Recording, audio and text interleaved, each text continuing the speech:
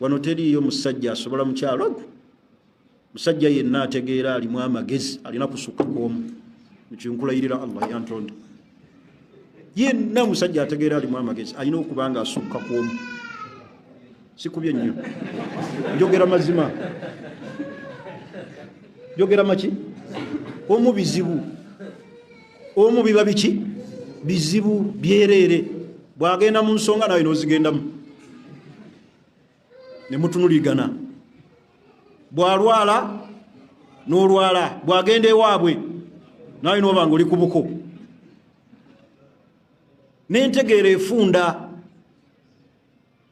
endowooza buli wowasa asukkako omu ogaziwa amagezi ogaziwa mu bwongo n'okuyiiya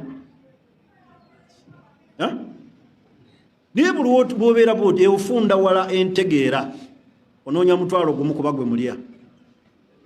Linnya lya Mukama waffe Yesu Kristo omwana wa Katonda omulamu mbeebazizza nnyo era neebaza Katonda okumpa omukisa guno okwogerako gye muli. Sheeka mumuwulidde byasomesezza, muwulidde byali mu kuyigiriza, abantu abakulu batudde, abaana abato batudde, kyemmanyi nti mu musomo ogwo n'abakazi baalimu nga nabo batudde bateredde entende. Naye njagala tubeeko kye tumuyigiriza olunaku lwa leero. Nabagamba nti John the Preacher tugenda kusomesa mpola mpola, abanaategeera bategeere, abanaagaana bagaane. Bassebo ne bannyabo, Bayibuli esomesa mu kitabo ky'Omubuulizi essula ey'omusanvu olunyiriri lwa 29. Mubuulizi essula ya 7 olunyiriri lwa 29. Bayibuli yegamba Katonda yakola omuntu nga mugolokofu, ye ne yeegunjizaawo ebibye. Katonda yakola omuntu nga mugolokofu, ye ne yeegunjizaawo ebibye. Ebintu ebimu bye tulaba mu nsi Katonda si ye yabitandika, byatandikira mu birowoozo by'abantu, abantu ne beegunjizaawo bo bye baayagala. Bassebo ne bannyabo, mu lubereberye nga Katonda atonda omuntu eyasooka gwe bayita Adamu, Katonda yamuwa omubeezi gwe bayita Eva. Bayibuli yegamba n'amukolera omubeezi amusaanira. Adamu ye musajja mu nsi asinga obugagga oba eyali asinga obugagga. Yayina buli kintu kyonna kye weetaaga mu bulamu. Naye Katonda teyamuwa bakazi bangi, yamuwa omukazi omu, ate nga ye ekyawandiikibwa bwe kigamba nti mugende muzaale mwale. Ekitegeeza nti singa Katonda yali ayagala abantu babe n'abakazi bangi yandisookedde ku Adamu, kubanga yali mugagga nga taliko kye yeetaaga. Bye tulwanira mu nsi ye yabirina. Baali bamuwa golodi, bamuwa ffeeza, bamuwa buli kintu kyonna, emigga egy'amaanyi, ennyanja na buli nsolo yonna ng'emuwulira. Naye bamuwa omukazi omu, ate nga bamutaddeko n'ekiragiro kya kuzaala na kwala. Ekyo kimu. Kati ekyokubiri kye tuteekeddwa okumanya, ekirowoozo kino, kubanga Bayibuli egambye Katonda yakola omuntu nga mugolokofu, omuntu ne yeetonderawo ye bye yayagala. Ekirowoozo kino ekyokuba n'abakazi asukka mu omu kitandikira wa? Bayibuli eraga mu kitabo kya Lubereberye essula ey'okuna olunyiriri olw'19 mpaka ku lunyiriri olwa 23, omusajja gwe bayita Lameka. Lameka yatandika ebintu by'okuwasa omukazi asukka mu omu. Lameka ono bassebo ne bannyabo, Bayibuli emwogerako nti yali muzzukulu wa Kayini. Ensonga lwaki bakuleetera nti muzzukulu wa Kayini, bakulage ensigo y'ekintu kino etandikira wa? Etandikira mu Kayini, omuntu Bayibuli gweyogerako nti yalimu ensigo ya Setaani. Era Lameka ono ye muntu owookubiri mu byawandiikibwa okuyiwa omusaayi gw'abantu, kubanga Kayini jjajjaawe yatta omuntu gwe bayita Aberi. Ne Kayini manya ne Lameka ono Bayibuli eraga nti naye yayiwa omusaayi, yatta omuntu. Kati ekirowoozo ky'okuwasa omukazi asukka mu omu eyo gye kitandikira yensonga lwaki tewaliwo famire ntono nnyo zibalirwa ku ngalo gy'oyinza okusanga nga omusajja alina omukazi asukka mu omu nga famire eyo erimu emirembe mubaamu eddogo mubaamu obukyayi mubaamu empalana mubaamu ebintu ebitategerekeka bingi nammwe mukimanyi naawe sheeka ayogera okimanyi bulungi nti famire bw'ebanga eyawukana ng'erimu abakazi bangi eddogo teribulamu okuttiŋŋana tekubulamu okukyawagana tekubulamu bassebo ne bannyaba abampuliriza naamwe abandaba eyo ekirowoozo gye kyatandikira kati olwayo njagala tusomese muganda waffe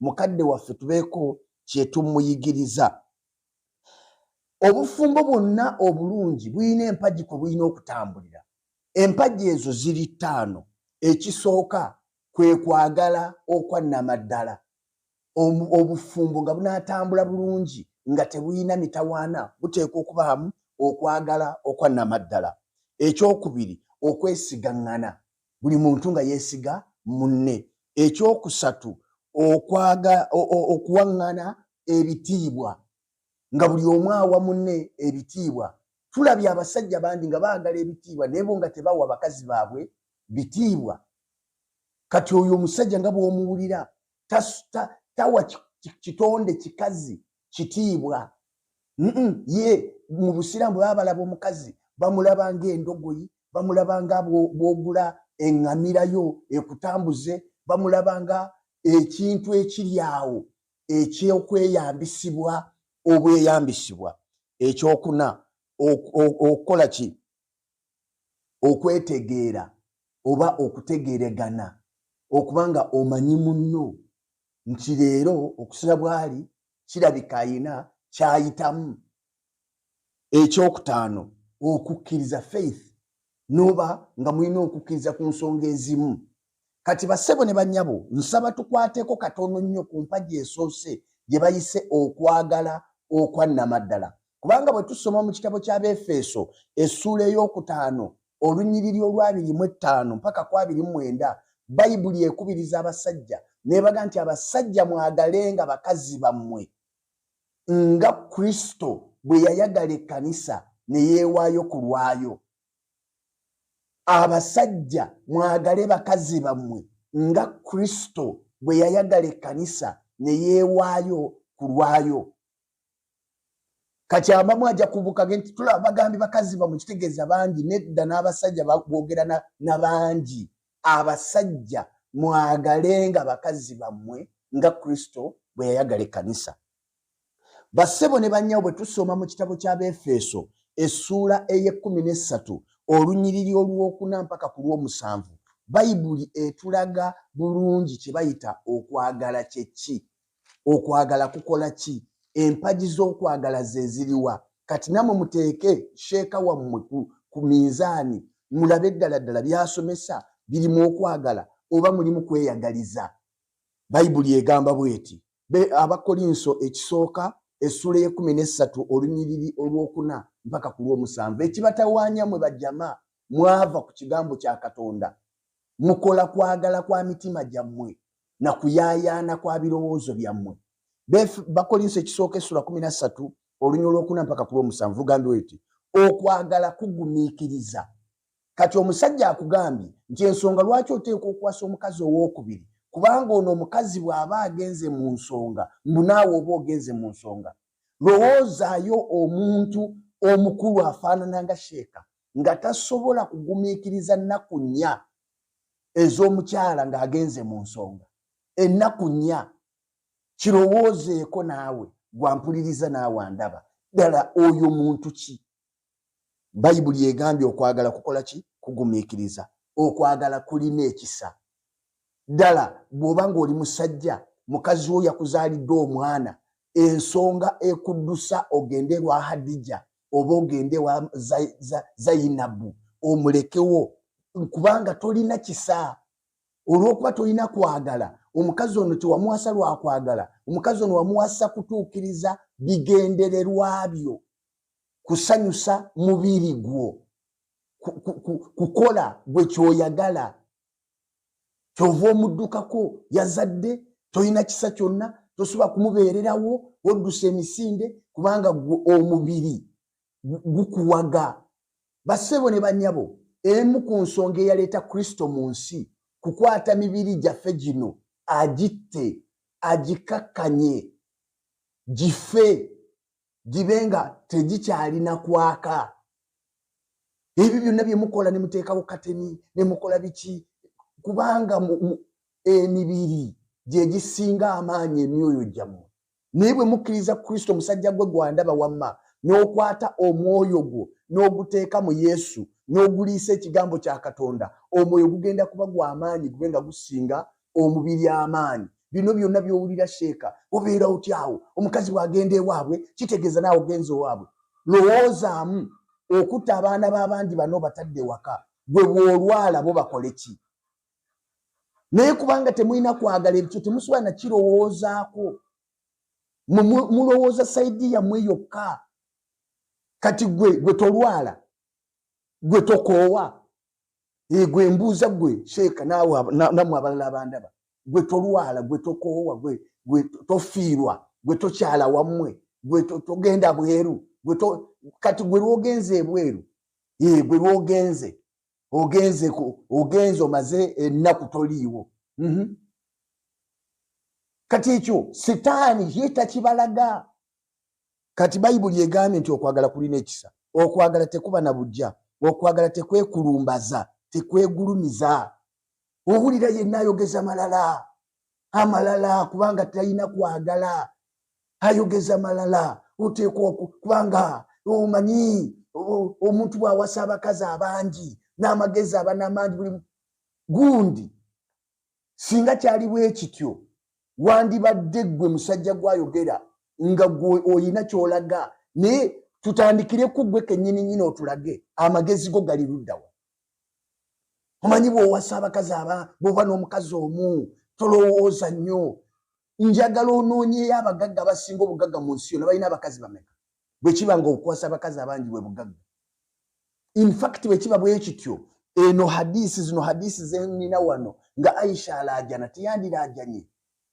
N'atuuka okulaajana nti mutume we yafiira nga tetulina wadde emmere. N'atuuka okulaajana nti mutume we yafiira nga n'omuggo gwe shield engabo ye nga yagisinga bamuwa akawunga. Gw'omanye ennaku eri gye mulina, gw'omanye abakazi bammwe ennaku gye bayina. Muzaala abaana ne mubaleka eyo, teri kubalabirira. Omukazi n'atoba n'abaana gy'obeera yabazaala ku nte. Kati mwasalawo okufuuka gaseddume g'ente, kuzaala kuleka eyo, kuzaala kuleka eyo, kuzaala kuleka eyo. Kati ebyo oyagala n'abantu bonna babibeeremu.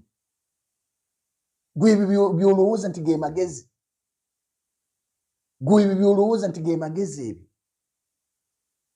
gwe ebyo by'olowooza nti ge magezi.